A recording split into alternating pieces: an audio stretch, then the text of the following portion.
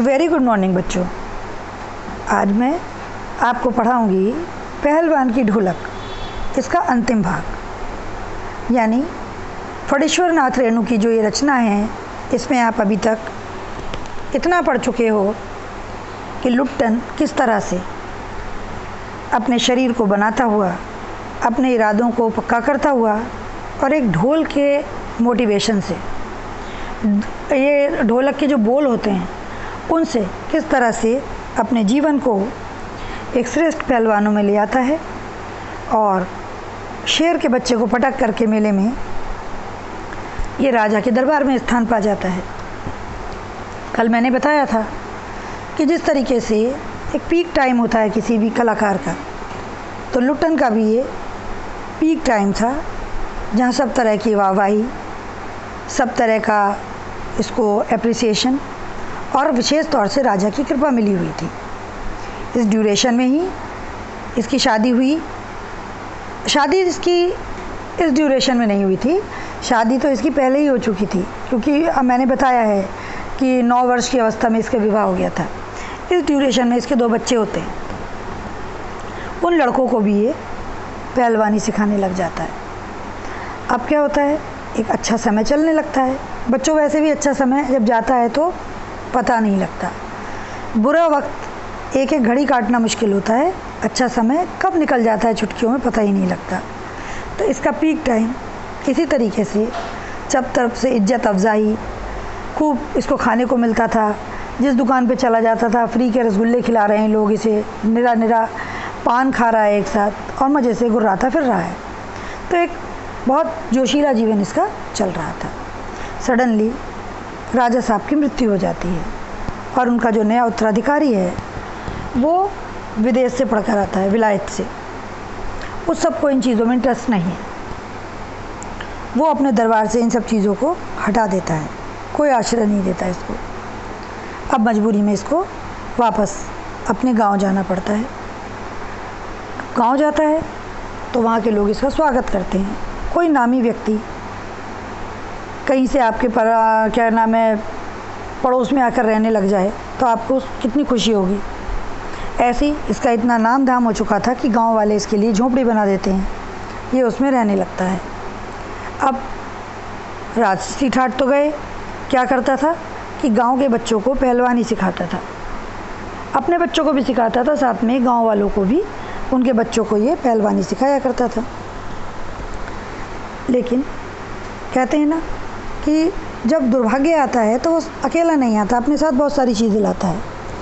इस ड्यूरेशन में क्या हुआ, गांव में भी बड़ी विपत्तियाँ आ गई, अकाल पड़ गया, पैसे की क्राइसिस हो गई किसानों के पास, और ऐसे समय में यहाँ पर महामारी फैल गई। अब एक तो आर्थिक रूप से दुखी और दूसरे, मैंने ये बताया था कि बिल्कुल एग्जाम्पल तो आज के ज़माने में सामने स्पष्ट है आपके, एक जरा सी कोरोना की महामारी, वो भी जब इतना साइंस डेवलप हो चुका है तो हम लोगों से झेली नहीं जा रही। उस समय गांव की स्थिति आप अंदाज़ा लगा सकते हो।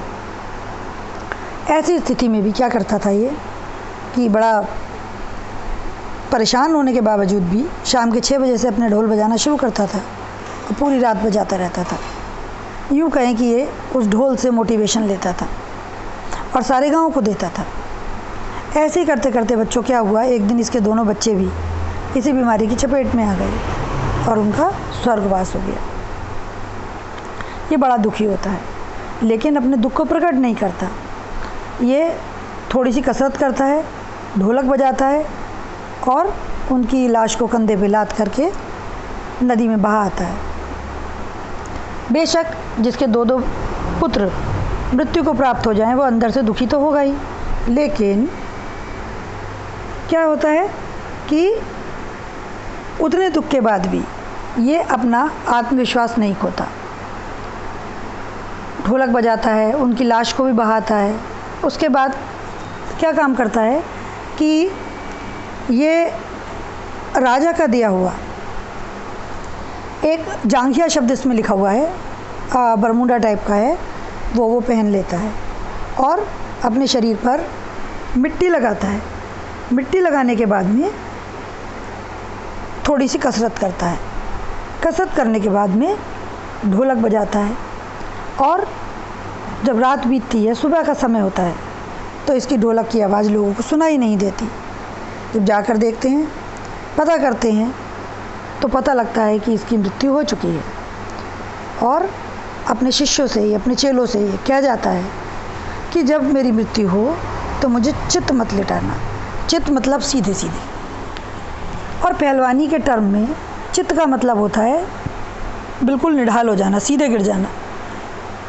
तो कहता है जब मैं मरूं तो मेरी लाश को सीधे मत लिटाना, क्योंकि मैं अपनी ज़िंदगी में कभी चित्त नहीं पड़ा, मैं हारने वाला प्राणी नहीं रहा। तो जब मुझको दाह किया जाए, मुझको जलाया जाए, तो मुझको चिता पर उल्टा लिटाया जाए, पेट के बल, क्योंकि उसकी ऐसी प्रेरणा थी कि वो कभी भी चित्त होना नहीं चाहता था। पहलवानी के टर्म में चित्त होने का मतलब है हार जाना। तो वो कहता है मुझे चित्त मरने के बाद भी नहीं लेटना है और मुझे ऐसे ही दाह कर देना। तो इस तरह से पहलवान की मौत के साथ ही इस दुखद कहानी का अंत भी होता है। तो बात और विषय वस्तु बहुत छोटी सी है। एक पहलवान की कहानी जो कि कभी नहीं हारा, मोटिवेशन रखता था, दूसरों को भी देता था, लेकिन था आखिर एक इंसान ही। हम लाख अपने दुख को व्यक्त न करें, मगर दुख या परेशानी या पीड़ा हमें होती ज़रूर है। वो बात अलग है, कुछ लोग प्रदर्शित करते हैं और कुछ नहीं करते हैं।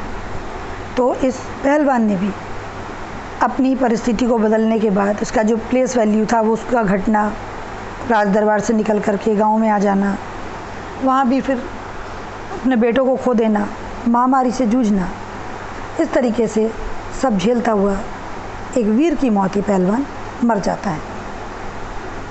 तो बेटा इस कहानी में यही है कि जब एक व्यवस्था बदलती है, मेन कहानी का मोरल यही है कि जब एक व्यवस्था बदलती है तो जो लोक कलाकार इत्यादि होते हैं उनकी स्थिति किस तरीके की हो जाती है।